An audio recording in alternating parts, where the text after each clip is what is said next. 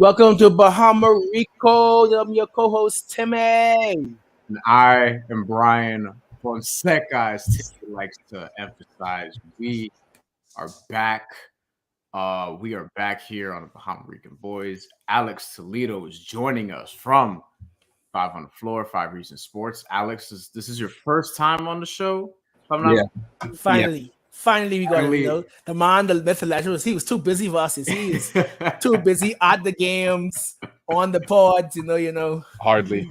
first, yeah, there we go. So first time, but look, I mean, we have a lot to get into with the Heat and league wide. Obviously, as if at the time we're recording this, it is 3-1 Miami Heat over the Atlanta Hawks. Game 5 is going to be on Tuesday night. We're going to get into that a little bit, and we're going to take it around the NBA, get to your questions. And we may or may not have a gauntlet earlier. I've had a hectic day, so I didn't really have time to totally prepare for one, but we can just throw some shit at Alex to see if he survives. But before that, Timmy, whoo, boy, you know what I always like to say. Favorite part of the show. This has become my favorite part of the show, even more so than the gauntlet. And that is, you got to take care of the muffler, Timmy. You know what I always say. Gotta take care of the muffler, Alex. This program is brought to you by Manscaped. The best in men's below-the-waist grooming. Manscaped is trusted by over 2 million men worldwide. As I often say, take care of the muffler because it is springtime. It is getting nicer out. You want to take care of everything. It's not that nice in New York. It's still fucking cold, which is annoying as hell up here. Y'all don't know anything about that because y'all are down, all the way down south. What do you mean? It got to 60 a couple weeks ago. It's 50 over here, but it's cold. But back to Manscaped. The 50 milliliter spray cologne is hypoallergenic, cruelty-free, dye-free, paraben-free, and 100% vegan.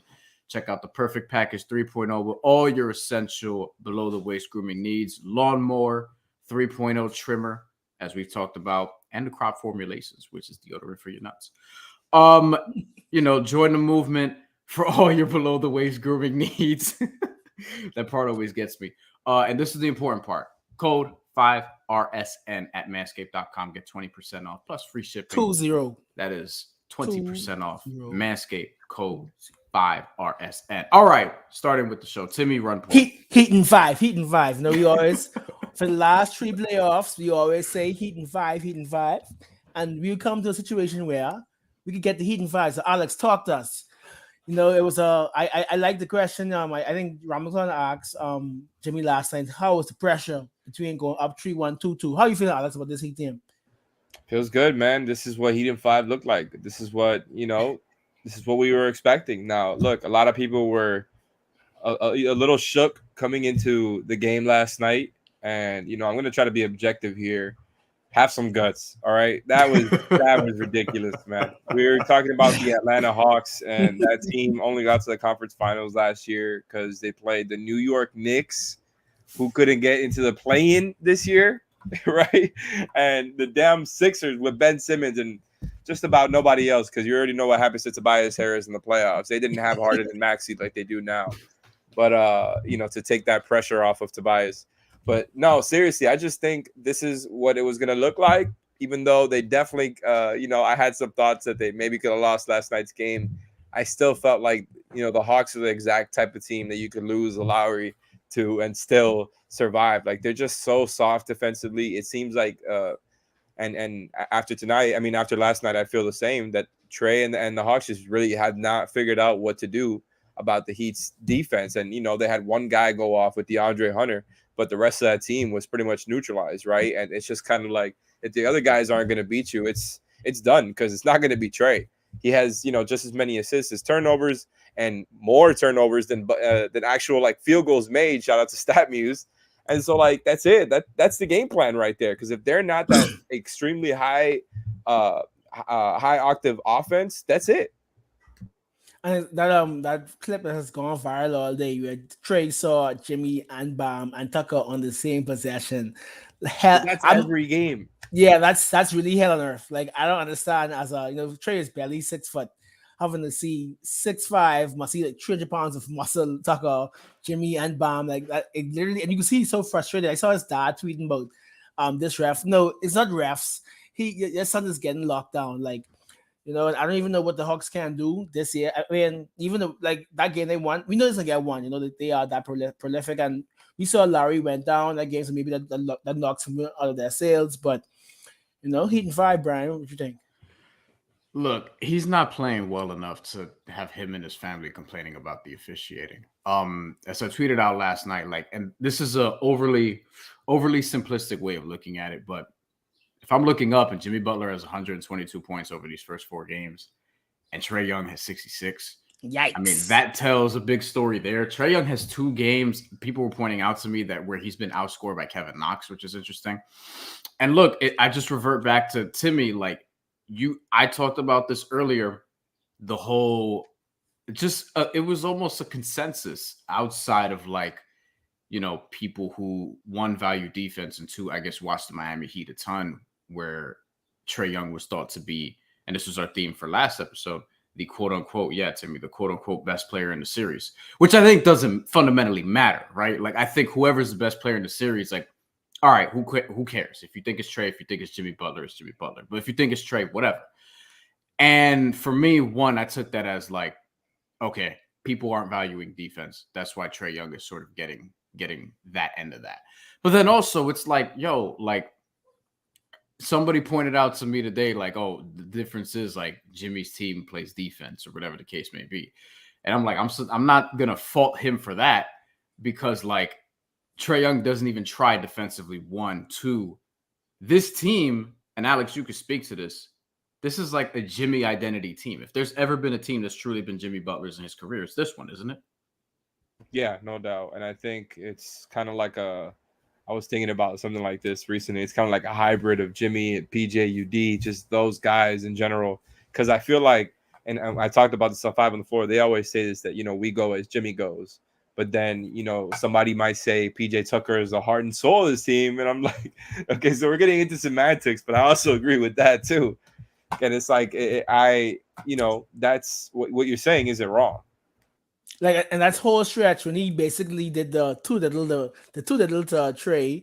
And I think he got a layup over Hunter. I just watched him went to work 3 times in the post. People forget PJ was an MVP in Europe. This man is not just a 3-and-D player. This man has some skills. He won an MVP and a ring in Europe as a 6'5" big man.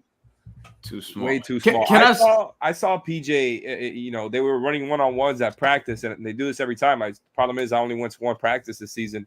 But it was just cool to see, because he really gets to just, play his game since it's a one-on-one, and he's just showing off the same stuff that he showed off earlier in the season when Bam was out and they kind of went to him more. And it's this guy has an actual post game. Yeah. All you got to do is get somebody who's smaller, not necessarily by height, but just somebody who is not nearly as strong. Right. Because they're not going to be able to keep him out.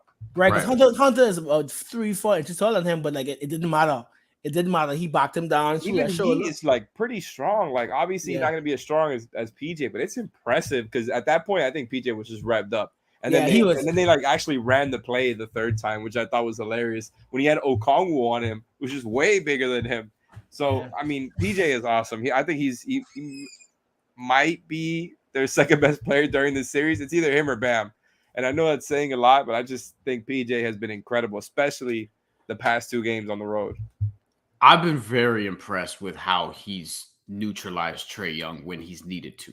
Just staying in front of him, not biting on any of this shit. He's been defending at a high level, generally. I thought Trae would make him look dumb at least a couple times. It would be great defense, and then you'll have a couple where he's on the highlights. Not even that. Not even. Right. And the thing is, too, he hasn't really done it to anybody. His highlights, Trae Young's highlights. He did it to Max during the regular season, and I was worried about that coming into the series. He hasn't even done it to Max Strus. Trae Young's highlights have really been, all right, I'm just going to hoist up this 40-footer and pray it goes in. And he's made a couple of those. And obviously the game-winning flow. And it's crazy how when he takes those, he literally has a split second, he realizes, oh, there's no he play here. He just throw it up and it goes in. Yeah. But it's watching him play basketball is oh my God. He's huffing and puffing. I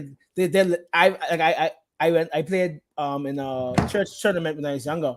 And there was this, and we were the older team, right? There's this guy, he thought he was so good. So we decided he will not score. And like he broke down crying mid game, like let me breathe.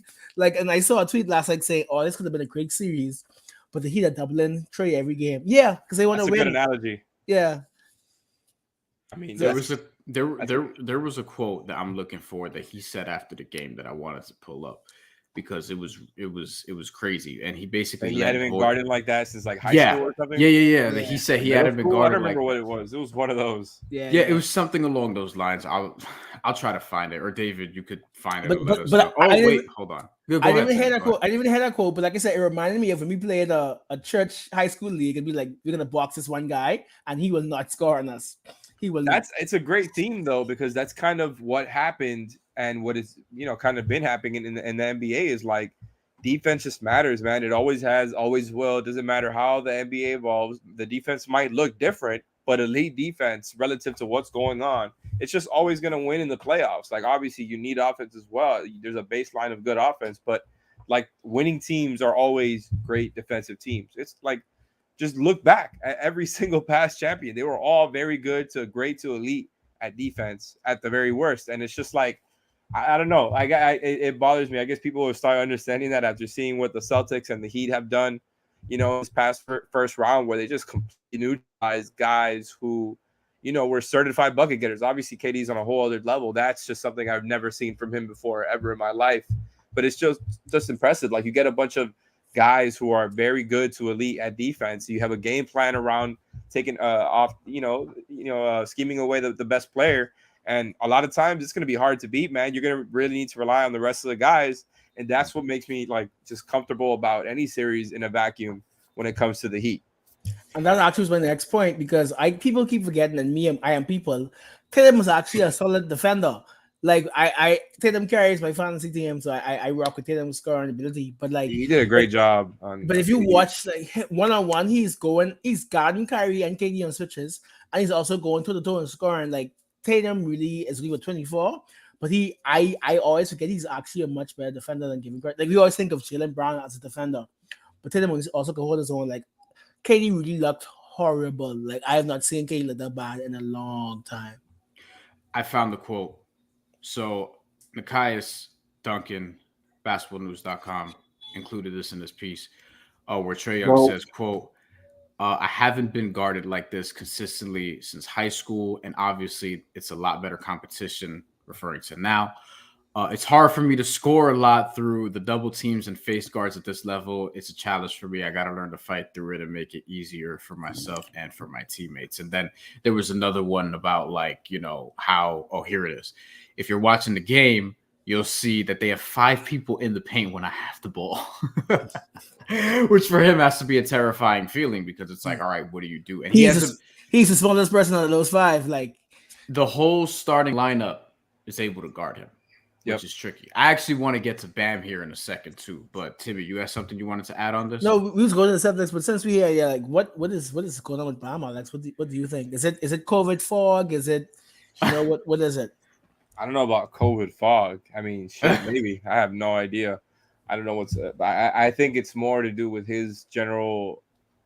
What's the word? Like, I want to say disposition. Yeah, it's more to do with that. And I'm not one to really talk about like things like that because I feel like I don't know, it's a little bit too intangible and weird, but it's just what we've seen from Bam time and time again. And I feel like I've just kind of hammered this point on Five on the Floor a bunch of different times. It's just it's kind of like that mindset stuff. He doesn't have the mindset of being an aggressive scorer unless they need him to be. And I think a lot of the stuff with the Hawks is like they're generally getting a lot of good offense and a lot of good shots, just running their offense against the Hawks without Bam needing to look for his shot. And because of that, I think it's kind of he gets a little bit complacent and he ends up getting just lower field goals. And I think that bothers everybody, including me a little bit. But it's almost like part of the equation, I think, with Spo. It's just like, yeah, the offense is more suited to set up the rest of the perimeter guys. And I think that's the way it is right now. With all the frustrations I have with it, it's worked really, really well against the Hawks, who are obviously a terrible defense. But the Heat are constantly getting good looks without it because even though, Bam is not necessarily getting a lot of lob attempts, he's not getting plays run for him, any of those things that would actually get him going offensively. We just see, a couple of those occasions here and there. It just feels like they haven't needed it yet. Now, I don't know how they're going to be able to get away with that against Embiid and Bam. I don't think he needs to be their best scorer or anything like that. I'm just expecting him more to be like, to where his averages were during the regular season. So they followed the game plan to a T. He's been a huge part of that. They have not gotten killed on the boards, especially specifically with Capella back, who is known for being great at offensive rebounds. They did a great job with that, and they specifically on offense just done a great job taking care of the ball. No live ball turnovers last night. All of the turnovers were, like offensive fouls, and I forgot what it was. It wasn't all offensive fouls, but a couple of them were, and none of them were live ball turnovers. No easy points given on the other end, and that's just kind of all a huge part of what the Heat's offense has been so far. Other than making shots, of course, is not losing the ball. They were in the bottom 10. I think bottom 7 all year in turnover percentage. So that's kind of a huge improvement when you talk about offense. It's not necessarily all these guys having big scoring numbers, but they're not losing the ball as much. So their offense is going to be better, and they're rebounding at a high level. One thing is, like, I was just going back and looking at some of their just sort of plays from the bubble run and highlights of that and what have you. And I noticed, like, Bam, and this was the first season that he became a full-time starter, was the most improved player candidate. I thought should have won because Brandon Ingram got it, and he was the second overall pick like a few years before, whatever. And he took more mid-range jumpers over guys and made them than I remembered. Over Miles Turner, going at Miles Turner on a catch and just driving on him. He hates that man. Which you like to point out. Shooting over Brook Lopez, which I found very interesting considering what happened the very next year in the very next playoff run. And, granted, those were highlights. If you watch throughout the course of a game, like, he didn't do that like the entire time, although I haven't gotten to the Celtics portion yet. And the Celtics one, like, that's the thing that I keep coming back to with Bam. Is like, I saw him less than 2 years ago be the best player in an Eastern Conference Finals because he was the best player in that Celtics series. And, like, there are times where I watch him and it's like, he's clearly somebody who's like, all right, I'm trying to run this play to the best of my abilities, whatever that case may be. Whether it's handing off to Strus, whether it's setting somebody else up or just being used as a screener, screen and roll, whatever the case may be. And I think what people get frustrated is they kind of want him to freelance sometimes and go away from the script and do his own thing because he's talented enough to do it and has that ability to become like a legit year in and year out top 10 guy. Like, it's just so interesting to me because I also don't think, and Alex, I want you to speak to this, like, Spo doesn't seem like he cares that much necessarily about Bam scoring, at least definitely not in the way other people seem to. Definitely not in the way that Heat Twitter and Heat observers seem to. That's 1,000% sure because, and he was going off about that last night in the post-game press conference, not in regards to Bam, but in regards to Depot. Like, there was, I don't have the exact quote in front of me, but he looks down at the box score, puts on his glasses and pauses when being asked about the, Oladipo's stat line versus what he thought of his actual performance besides the stat line. And it was just like incredible because he's like, oh, so you guys are just looking at the box score and the shooting numbers, right? So yeah, I was pointed at it and everything. I couldn't believe it. It was because he's just been, he's been doing this for the past few weeks where he's just playing, defensive player of the year level defense against all the narratives that Heat Twitter has thrown on the Heat, whether it's Duncan, whether it's Bam, any guy, that there's any sort of narrative on, Spo will defend against him and defend his players against that narrative. It's always going to happen. And I get what he's saying, though. Like, I just think, there's more to it than the scoring stuff. Sometimes you got to look outside of that. It's just tough when, you got a certain standard from Bam over the past couple of seasons. And even though he's gotten better every time, what he's shown so far is a lot lower than that. So, of course, naturally, people are going to be like, okay, that's a little weird. Is that going to be sustainable? And I think it's actually being overplayed a little bit because of his main strength being on the other side of the ball. He's doing that at a terrific level. So he's doing his job. Like he's running the offense. I mean, I would like to see more, but same thing with Tyler. But I just think like when the going gets tough and elite defenses really start to muck up their actions and they start getting later in the clock, that's when you're going to see more out of not only Bam but Tyler. Well, specifically Tyler. But Bam doesn't really start to go for those one-on-one type of looks until later in the shot clock. So we haven't even really seen much of that yet because the defenses haven't necessarily gotten them to that point consistently. Timmy, I want to toss to you in a second because I want to see what you think about this. I guess my concern would be because this series, it's like, all right, if you break it down game by game one just sort of happened the way it did. It wasn't a big deal for me. And then game two, he had foul trouble. So it's like, all right. Now, yeah, you probably would have wanted more than 6, but I don't get caught up in the points in that regard. And, people watching comment, let us know what you think on this. Then after that, game three, it just felt like, and they lost, and you felt like you could have seen more from him offensively. And then game four, you started to see more, particularly in that second quarter. And then, the game was out of hand at some point. And he did get in foul trouble later on, but that was a little closer to where you wanted to be. But at the same time, it's like, Timmy, I'm wondering if he doesn't have like the sort of Bam game in game five. And, I think that people would take the win, but they would want to see a Tyler Bam game in game five going into what we expect the series with the Philadelphia 76ers. Are you concerned about how Bam in particular could look in that series? Because obviously Joel Embiid is there. No, so I think because that is a more post-oriented series versus perimeter, we might see a more. I don't think he's not engaged, but I just think that with the focus being Embiid, we might see him more engaged. I'm actually more worried about Tyler because Tyler's numbers are like his plus minus is like he's the only negative in the team. So that and watching the game, it doesn't look that bad to me. Like watching the when game, he's not scoring, what is he doing? Right, you're right. Other than making some passes, yeah, exactly. Like he does an all right job with the pass, but it's like that playmaking all of a sudden doesn't look as good if he's not actually scoring, right? Yeah. So, yeah, and I don't know. Maybe it is to learn, right? But yeah, I have no reason to know why Tyler's. Sorry, I had to have a father moment just now. Continue what you were saying. Yeah, no. So like you say, maybe it's not like me, Brady, Alex, we've all said, yeah, that the Hawks defense is ridiculously bad. But sitting there saying that Tyler is having a bad series doesn't make sense because if the defense is so bad, then why isn't he getting off? Like I've seen the Lauren Wright bother him, but like I honestly can't tell you. Like, and I don't know if Alex maybe could say why is he like he had 15 points, leaves a second, he didn't score the game. Jimmy scored 45. But why do you think that he looks so off?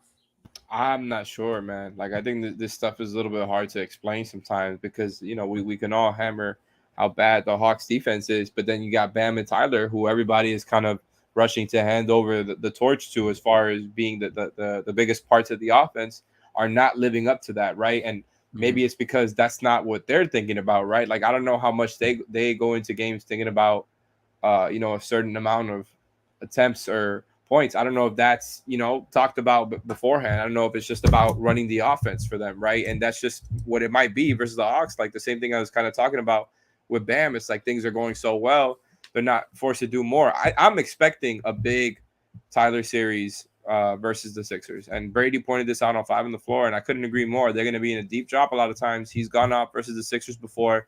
Not only him, the Heat are going to need their shooters to step up, whether it be Max Duncan or the other guys. It's going to be a very perimeter-oriented series, I think, offensively versus the Sixers, and the Heat like to do that. So that's why I feel pretty good as far as offense. Now, as far as Bam and Tyler and their individual scoring, I'm expecting Tyler's to be up by a lot just because I think the attempts are going to be there for him every time. And as far as Bam, I'm not 100% sure. Like I want and expect him to be back towards his averages, but we'll see because if they're not running plays for him and they're just kind of like if he's getting denied the lob every time and he's not necessarily looking to himself as a threat, I don't know. I'm just expecting a few more of those like later shot clock type of attempts, and we'll see how it goes from there. But it's up to Bam at this point because I couldn't agree with you more. Like even though he's still great and elite at what he does, you want to see more. You saw him do more in the bubble. You saw him be the best player in that series, like Brian pointed out. So it's just hard to focus on it so much. I think when you're up 3-1 and you have such a great win on the road without your point guard while they got their center back, it was a big win. They completely dominated it, and here we are talking about Bam, and I think it has to do with our expectations of him because we've been saying no ceiling for years now, and he's been comparing himself to kind of Kevin Garnett or wanting to be Kevin Garnett since he was young. So I think we're all kind of rushing to get there. It's clear to me that he and the Heat are not rushing to get there as far as offensively, right? Because even though he has a ton of responsibility as far as running the offense, scoring wise, that's not a goal. Clearly, not yet. I mean, not in the short term. Yeah. All right, let's get to Yvonne's question since we're on topic here. Yvonne, thank you for the question, and we're gonna get to some more questions. You so Spanish? Why you don't think it's Ivan? If you got, why it can't be Ivan? because his last name is Areola. You know, like that's probably why. Let's see. All right. Yvonne's question. Do you guys think once we beat the Hawks can easily handle the 76ers, which we were just talking about? I don't know about easily. Yeah. You know what I mean? But I do think it's a series, and we can get into it right now. It's disappointing if you don't win, because to be the 1 seed and to lose in the semifinals to the Sixers, and Alex, you can speak to this. There's the fan base feud going on between those two. Even though I would say history would suggest it's very one-sided, especially recent history, but nonetheless, I don't think they should expect to easily handle the 76ers. It's going to be a more difficult series than the Atlanta Hawks one. But I will say, like, it will be disappointing if you lose, because I think that's one that they should be able to beat and match up. Like, you're not going to do a lot of the same things defensively, but you're the type of team that provides matchup nightmares in terms of what you can do to them defensively. James Harden, we know how he is in the playoffs. Tyrese Maxey, I think they're going to really lock in on him, which Ethan said on starting 9 earlier today with Greg Sylvander. And, you know, with Joel Embiid, I mean, Joel Embiid will kind of get his, but I think they have a lot of guys that can throw Bam, PJ to sort of make him work for it. The foul trouble does make you a little bit nervous, though. So what do you guys think? My thing is, it's not going to be easy because, you know, the Hawks really just run through Trey and whoever he passes to. We saw what Maxey did. Basically, that's whoever he gets the ball to and him. Harden, whatever he is, Harden still is a threat. Harden, Embiid, and Maxey. That's 3 players that you have to play better team defense. You have to focus more as a team than one player. And so that in itself doesn't mean it's going to be easy.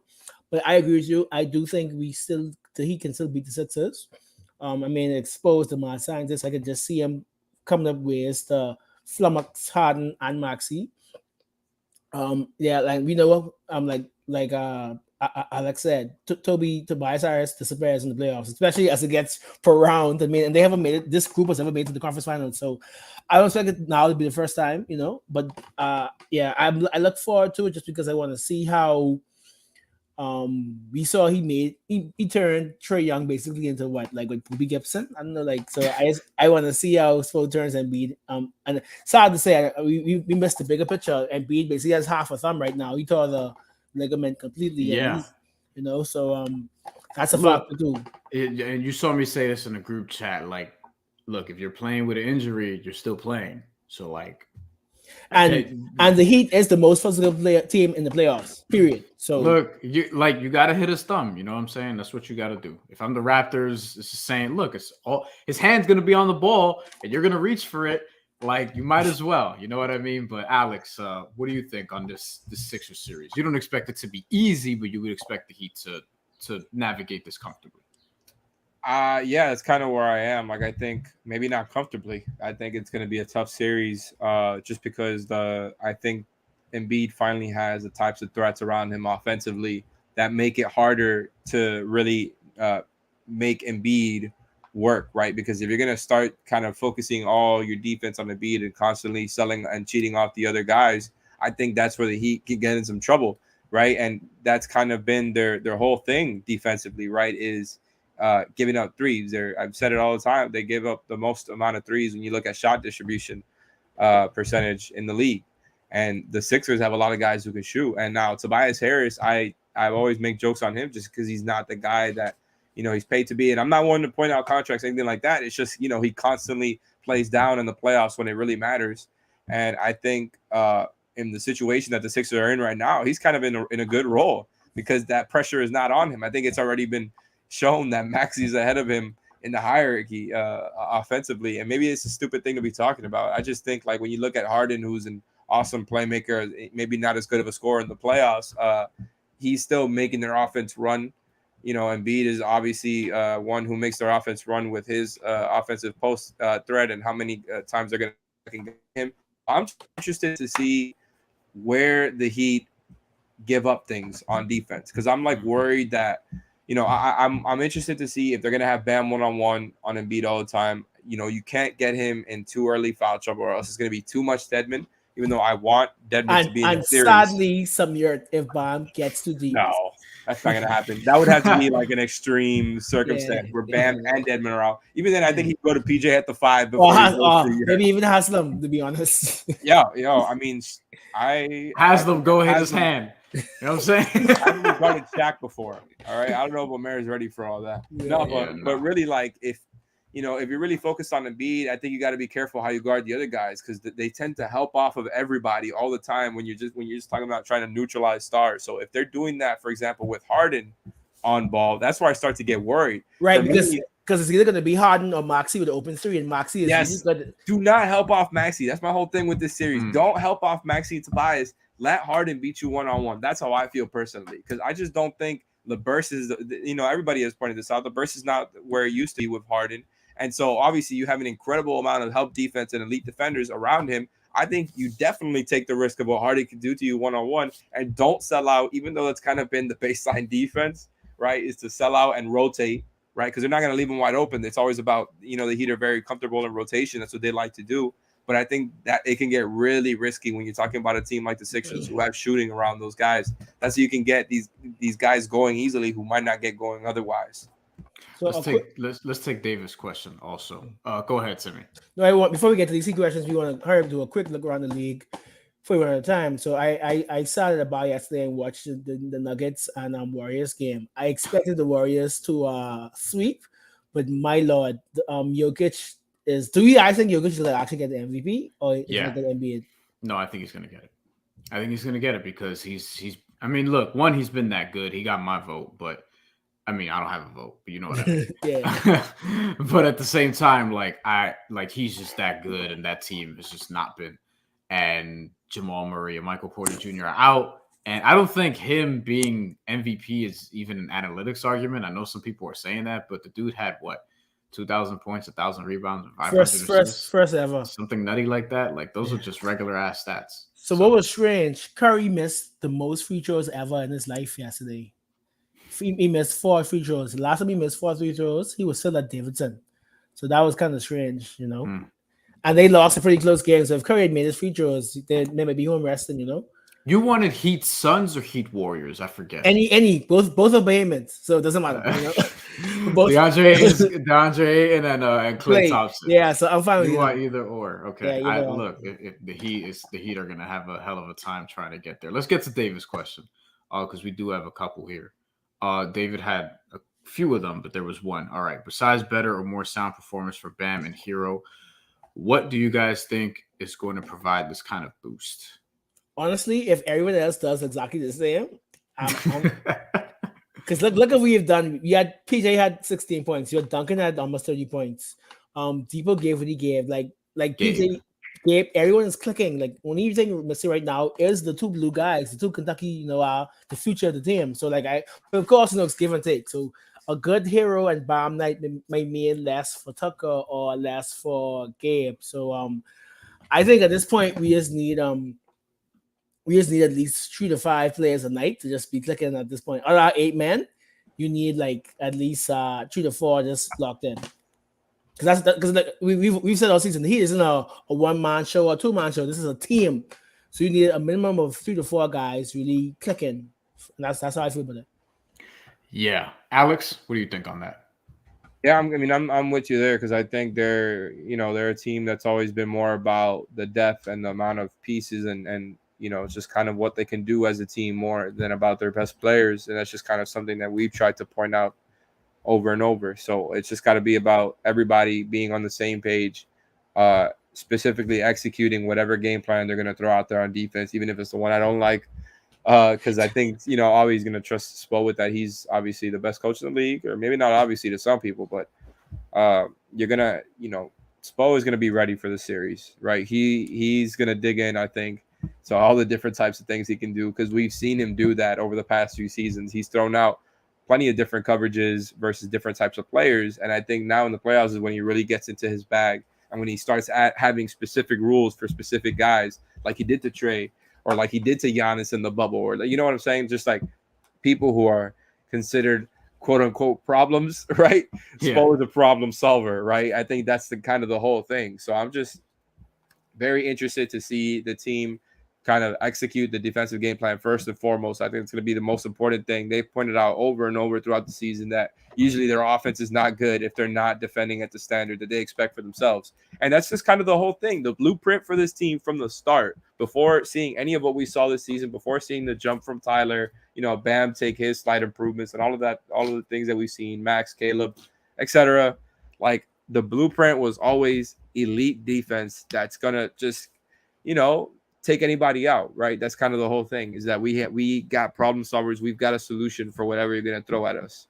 And so if they go from there, I think that's kind of the key to their success in general, and especially versus the Sixers. You got to be really tight versus them. It's going to be a small margin for error.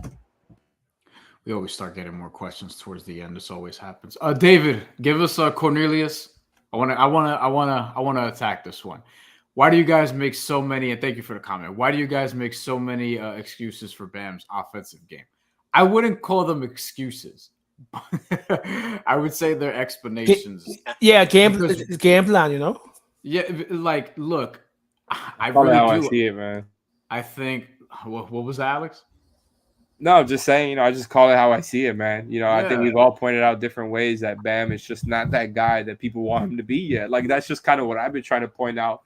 And, sometimes I do give him excuses because I'm there all the time, and I just don't think that they look at him as that guy, man. Like, whether or not I agree with that, right? Because I think he can do more. I think he's shown plenty of flashes, and I do believe that they believe he can do more. They're just clearly not worried about it. Like, that's clearly not a goal. It's not a priority right now. That's not what they on a team that's paying Larry and Jimmy about almost 80 million combined. In their mind, that's for those guys, like and like Bam was averaging 19 a game without being looked at as an actual scorer, right? That's the thing too. Like it's so easy to take some guys for granted, where he's been 19-9, 19-10, whatever the last couple of seasons. And they gotta feed him more, man. They gotta feed him more. And you make this point all the time, like they don't even run stuff for him like that. Like once it gets to fourth quarter, nothing. No, but you'll see in the first quarter, it's like, all right, like in the first quarter, like the first play of the game, sometimes it'll be like, all right, let's get Bam a touch, let's get him a post up,